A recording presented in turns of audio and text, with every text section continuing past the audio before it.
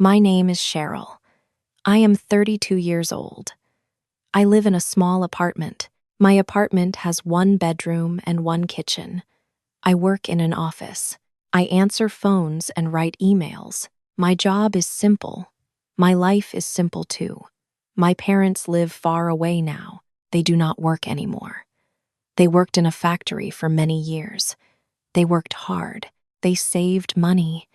Now they rest. They are old and tired. I lived a quiet life. Every day was the same. I woke up. I went to work. I came home. I ate dinner. I watched TV. I went to bed. Nobody knew my name.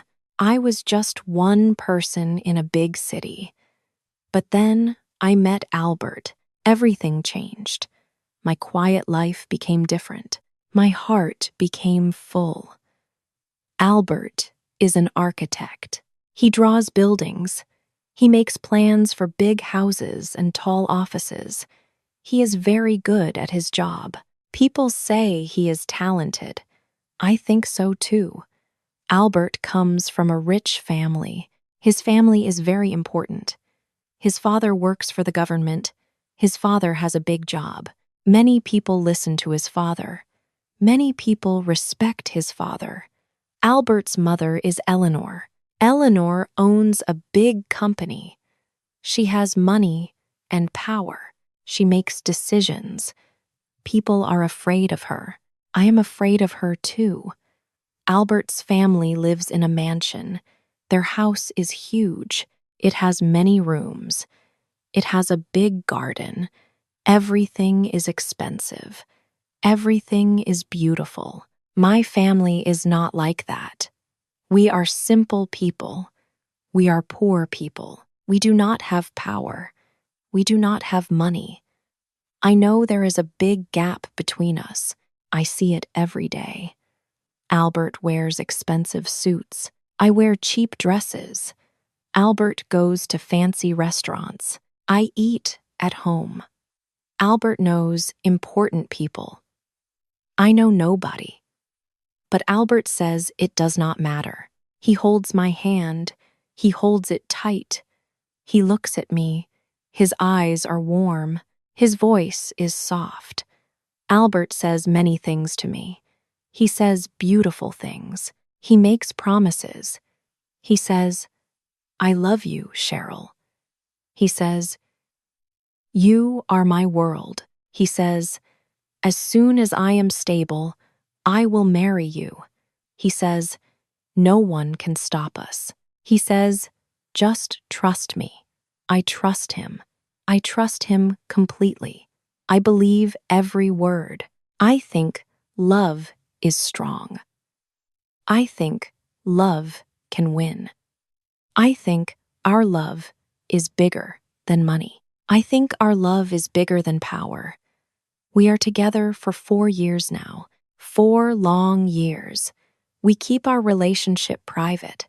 We do not tell many people. We hide from his family. We hide from his mother. Albert says we need to wait. He says he needs time. He says he needs to be more stable. He says his family needs to accept me. He says everything will be fine soon. I wait. I wait because I love him. I wait because I trust him. I believe in his promises. I believe in our future. On rainy days, we walk together. He holds my umbrella. He holds my hand. Rain falls on the street. Rain makes everything clean. Albert says our love is like that rain. He says it washes away all problems. I was just a simple girl. He was a prince, but he looked at me like I was special. I believed every word he said. I thought our love was a shield. I thought nothing could hurt us. I remember one night we sat in my small apartment. Rain hit the windows. The sound was loud. Albert held me close. He said, "Cheryl, you are the only woman I love. My family does not understand now, but they will. Just wait for me." I said, "I will wait forever." He kissed my forehead. He smiled. I felt safe. I felt happy. I thought we could beat anything together, but I was wrong. I did not know what was coming. I did not see the storm ahead. I was blind because of love. I was blind because of trust. After 4 years, something changed. Albert said he wanted me to meet his family. I was nervous. I was scared, but I was also happy. I thought this meant something good. I thought he was ready. We drove to his family's house. The drive was long. Albert held my hand. He looked worried. I asked him questions. He said everything would be fine, but his voice was not strong. We arrived at the mansion. The house was huge. It was bigger than 10 apartments. The walls were white. The garden was perfect. Everything looked expensive. Everything looked cold. A woman opened the door. She wore a black uniform. She did not smile. She said, "Please come in." We walked inside. The floor was made of marble. My shoes made noise. The sound was loud. I felt small. I felt wrong in that place. Eleanor was waiting in a big room. She sat on a white sofa. She wore a gray suit. Her hair was perfect. Her face was hard. She looked at me. Her eyes were ice. Albert's father was there too. He sat in a big chair. He said nothing. He just watched me. He watched me like I was a bug. Albert said, "Mother, Father, this is Cheryl." I said, "Hello. Nice to meet you." Eleanor did not smile. She said, "Sit down." We sat. The sofa was not comfortable. I tried to sit up straight. I tried to look calm, but my heart was fast. My hands were cold. I waited for questions. I waited for Eleanor to ask about my job. I waited for her to ask about my hobbies. I waited for normal conversation, but Eleanor did not ask those things. She picked up a folder from the table. The folder was thick. It was full of papers. She opened it. She looked at the papers. Then she looked at me. Eleanor said, "I had my people do research. I know everything about you now." I did not understand. Research? About me? Why? Eleanor continued. She read from the papers. Your father worked in a factory. Your mother worked in a factory too. They are retired now. They have no savings. They own nothing. My face became hot. I felt shame. Why was she saying these things? Eleanor turned a page. You went to a public school, not a good school. You work in a small office. Your salary is very low. I could not speak. I wanted to leave. I wanted to run. But I stayed. I stayed because Albert was there. Eleanor closed the folder. She looked at me. She said one word. Unsuitable. That word hurt. It hurt more than anything. I was not good enough. I was not worthy. Eleanor said, "My son needs a wife with connections. He needs a wife with influence. He needs a wife from a good family," she said. You have nothing.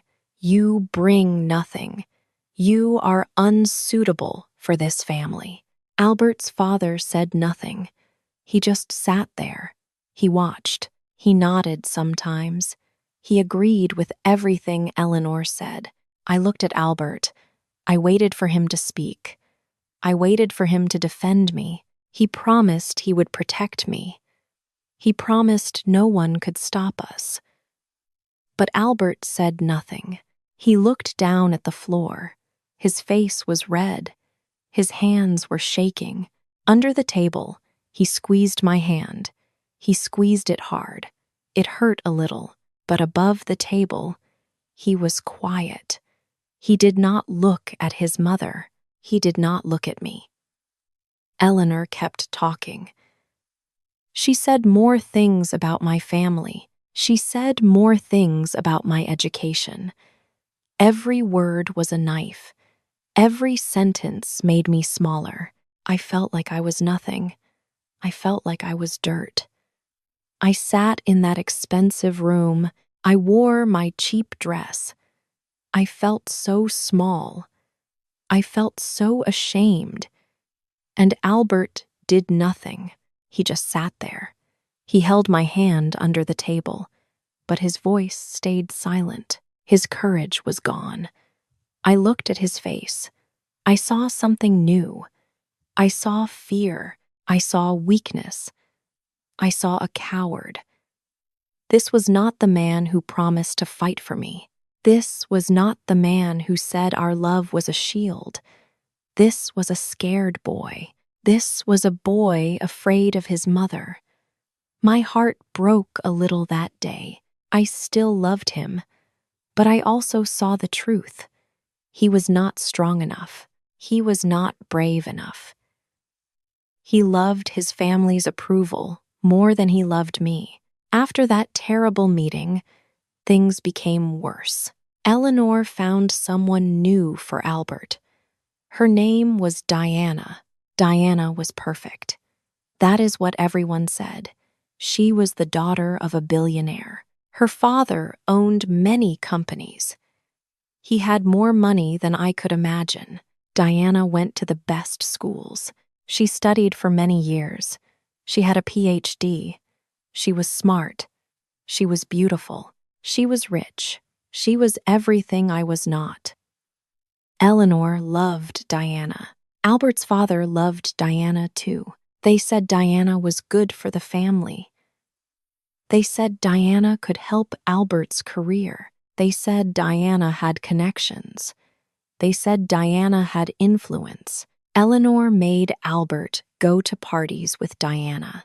Albert had to smile next to her. He had to hold her arm. He had to pretend. I saw pictures in the newspapers. I saw them on TV. Albert and Diana at a dinner. Albert and Diana at a charity event. Albert and Diana at a wedding. People talked about them. People said they were the perfect couple. People said they looked beautiful together. People said they should get married. Every picture hurt me. Every article broke my heart. But Albert said it meant nothing. He said it was just for show. He said his mother forced him. He said he still loved me. Late at night, Albert came to my apartment. He looked tired. His eyes were red. Sometimes he cried. He said, "I hate this, Cheryl." He said, "I am so tired." He said, "I do not love Diana." He said, "I only love you." He held me. He kissed me. He said sweet words. I wanted to believe him. Part of me still believed him, but I was not stupid. I asked questions. I said, "What about our future? When will you marry me? When will this end?" Albert always said the same thing. "Just wait for me. Wait a little longer. Everything will be fine soon." But nothing changed. Weeks passed. Months passed. The pictures continued. The articles continued. Diana was everywhere. I was nowhere. One day, I went to Albert's house. Eleanor called him for a meeting. I waited outside the room. I did not mean to listen, but I heard everything. Eleanor's voice was clear. She said, "Albert, I need to know something." Albert said, "Yes, Mother?" Eleanor said, "That factory worker girl, you are just passing time with her, right?" My heart stopped. I held my breath. I waited for Albert's answer. There was silence. 1 second, 2 seconds, 3 long seconds. Then Albert spoke. He said, "Yes, Mother. Those words killed me. Just passing time. That is all I was. 4 years together. 4 years of love, 4 years of waiting, and I was just passing time for him. I wanted to scream. I wanted to cry. I wanted to run into that room. I wanted to hit him. I wanted to hurt him like he hurt me, but I did nothing. I just stood there. Tears fell down my face. I could not move. I could not breathe. Eleanor laughed. She said, "Good. Diana is much better. Marry her soon. Forget that poor girl," Albert said. "Yes, mother." He said yes again. He agreed. He did not fight. He did not defend me. He threw me away like garbage. I left that house. I walked home. The walk was long. I cried the whole way. People looked at me. I did not care. I realized something that day. Albert was weak. He was a coward. He loved his mother's approval more than anything. He loved his family's name more than me. He loved money and power more than our love. I was just a toy for him. I was something to play with. I was something to use when he was bored. But I was not important. I was not valuable. I was not worthy of his fight. That night, I sat in my apartment. I looked at old pictures of us. I looked at the gifts he gave me. I looked at the letters he wrote. Everything was a lie. Every promise was empty. Every word was fake. I loved him so much, I gave him everything. I waited for him. I trusted him. I believed in him. But he chose them. He chose his family. He chose their approval. He chose Diana. He did not choose me. 1 week later, Albert's father called him. Albert went to his father's office. It was a private meeting. Nobody else was there. I learned about this later. Albert told me everything. But it was too late then. His father sat behind a big desk. He looked angry. He looked cold. He said, "Sit down, Albert." Albert sat. He was scared. His father never called him like this. His father said, "I know about that girl, that office worker, that poor girl." Albert said nothing. His father continued, "You need to end it. You need to marry Diana. This is not a request. This is an order." Albert tried to speak. "But, father," his father, hit the desk. The sound was loud. "No, listen to me," he said. "If you marry that girl, our reputation falls. Everything we built will break. People will laugh at us," he said. "I will disinherit you. You will get no money. You will lose your job. I will erase your career. You will have nothing." Albert's face became white. He loved his job. He loved his money. He loved his life. His father said, "Choose now. Choose her. Or choose this family." Albert sat there. He thought about me. He thought about our 4 years together. He thought about all my love. He thought about all my patience. But he also thought about his mansion. He thought about his car. He thought about his expensive clothes. He thought about his important friends. He thought about his future. He thought about losing everything. He thought about being poor like me. He thought about working a simple job. He thought about living in a small apartment. He could not do it. He was too weak. He was too afraid. Albert said, "I choose the family." His father smiled. He said, "Good. Sign this paper." The paper was an engagement agreement with Diana. Albert took the pen. His hand shook, but he signed it. He signed away our love. He signed away our future. He chose their approval. He chose their money. He chose their power. He did not choose me. 2 days later, Albert called me. He said we needed to talk. I already knew what was coming. We met in the park. It was raining. The rain was cold. The sky was gray. Albert looked sad, but I did not care anymore. I was empty inside. He said, "Cheryl, I need to tell you something." I said, "I already know. You are going to marry Diana." He looked surprised. He said, "How did you know?" I said, "It does not matter." Albert looked down.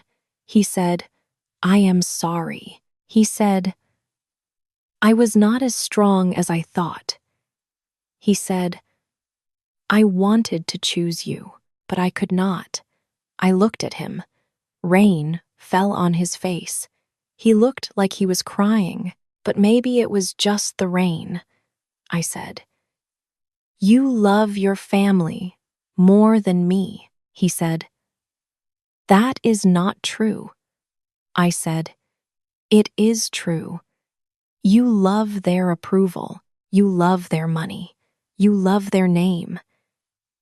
He tried to hold my hand. I pulled away. I said, "You are weak, Albert. You are a coward." He said nothing. He knew it was true. I said, "Go marry Diana. Live your rich life. Be happy with your family's approval," I said. "But remember this. You had real love. You had someone who loved you for you, not for your money, not for your name, just for you," I said. "And you threw it away," Albert cried. Real tears this time, not rain. He said, "Please forgive me." I said, "No." I walked away. I did not look back. Rain fell harder. I was wet and cold, but I did not care. That was the last time I saw Albert for many years. He married Diana 3 months later. I saw pictures in the newspaper. He smiled in the pictures, but his eyes looked empty. I did not cry that day. I was done crying. I was done being weak. I was done waiting for someone to save me. I decided something important. I would save myself. I would become strong. I would never let anyone make me feel small again. Albert chose their approval, and I chose myself. After Albert left me, I quit my job. I told my boss I was done. I packed my things. I left that city. I wanted to forget everything. I wanted to start again. I moved to a new city. Nobody knew me there. Nobody knew my story. I was alone. I had no friends. I had no family nearby. The pain was terrible. Every day hurt. Every night, I thought about Albert. I thought about his lies. I thought about his weakness. I thought about his betrayal. I needed to forget. So I worked. I worked every day. I worked 18 hours, sometimes more. I worked until I was too tired to think. I worked until I was too tired to cry. I found a new job. I worked in finance. I learned about money. I learned about investments. I learned about power. I was not shy anymore. I was not quiet anymore. I spoke up. I asked questions. I worked harder than everyone else.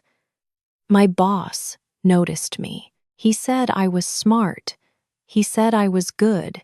He gave me bigger projects. I did them well. I did them fast. Years passed.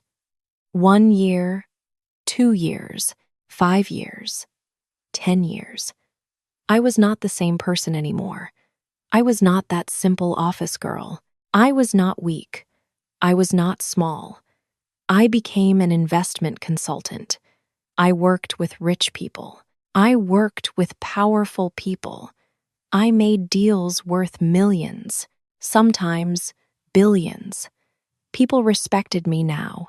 People listened to me. People wanted my advice. I had money. I had power. I had influence. I learned important lessons. Love does not protect you. Promises do not protect you. Only power protects you. Only money protects you. I became cold inside. I became hard. I did not trust people easily. I did not believe in romance anymore. I did not believe in fairy tales. But I was safe now. Nobody could hurt me. Nobody could make me feel small. I was strong. I was independent. I was free. During those 10 years, I watched Albert. I did not contact him, but I knew about his life. I read about him. I heard stories. Albert married Diana. They had a big wedding, 500 guests, expensive flowers. A famous singer performed. The pictures were in all the newspapers. They looked happy in the photos, but I knew the truth. Albert did not love Diana. Diana did not love Albert. It was a business deal, nothing more. Albert's father used Diana's family connections. He got more power. He got a better job. Albert's mother used Diana's money. She grew her business. Everyone said Albert's family was successful. Everyone said they were powerful. Everyone said they were rich. But I knew secrets. I learned things through my work. Albert's family had debts, big debts. They borrowed money from many people. They made bad deals. They looked perfect on the outside, but inside they were weak. Inside they were breaking. Their power was fake. Their wealth was borrowed. Albert was not happy. I could see it in photos. His smile was not real. His eyes looked tired. He looked older than his age. Diana was not happy either. She went to parties alone. She traveled without Albert. They lived together, but they were strangers. Albert got what he wanted. He got his family's approval. He kept his money. He kept his career. He kept his mansion. But he lost something important. He lost real love. He lost me. I did not feel sorry for him. He made his choice. He chose wrong. Now he lived with that choice every day. I was ready now. 10 years passed. I was strong. I was powerful. I was cold. And I had a plan. Albert hurt me once. He made me small. He made me cry. He broke my heart. Now it was time for him to understand. It was time for him to pay. One night, there was a big party. It was a gala for rich people. Important people went there. Business owners, politicians, famous people. I got an invitation. I was a guest of honor. People wanted to hear my ideas. People wanted to talk to me. I was important now. I wore a black dress. It was expensive. It was beautiful. I looked good. I felt strong. I entered the big hall. Everything was gold and white. Chandeliers hung from the ceiling. Music played softly. People drank wine and talked. Then I saw him, Albert. He stood near the bar. He wore an expensive suit, but he looked old. He looked tired.